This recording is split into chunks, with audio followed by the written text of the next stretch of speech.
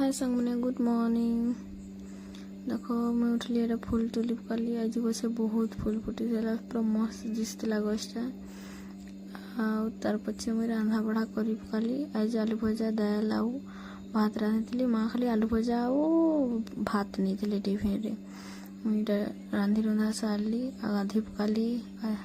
देखो यहाँ मुई आलू काटी आटा भात आउ आलू भजा माँ के टिफिन भर गाधी सारी कर सिंदूर टे लगे पकाली।